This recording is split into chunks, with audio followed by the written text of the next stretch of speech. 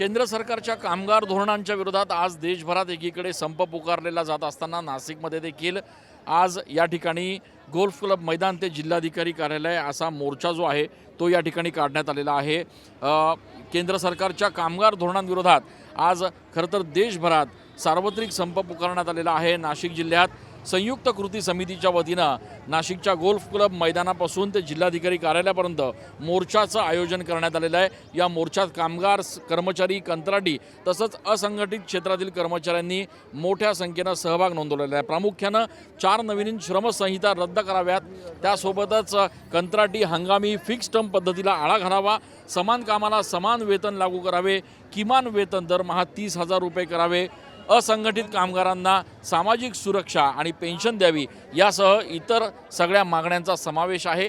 या संपूर्ण मागण्यांसाठी आपण बघतोय की जिल्हाधिकारी कार्यालयावर हा मोर्चा जो आहे तो आता धडकलेला आहे। मोठ्या प्रमाणात ग्रामीण भागातून देखील वेगवेगळ्या संघटनांचे कर्मचारी या ठिकाणी या मोर्चात सहभागी झालेले आहेत आणि त्यामुळे एकूणच या मोर्चाला भव्य असं स्वरूप प्राप्त झाल्याचं बघायला मिळत आहे।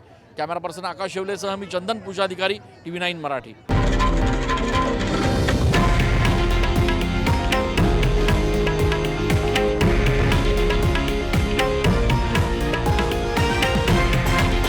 हे आहे देशातील नंबर 1 न्यूज नेटवर्क आणि आपण पाहत आहात TV9 मराठी, एकमेव।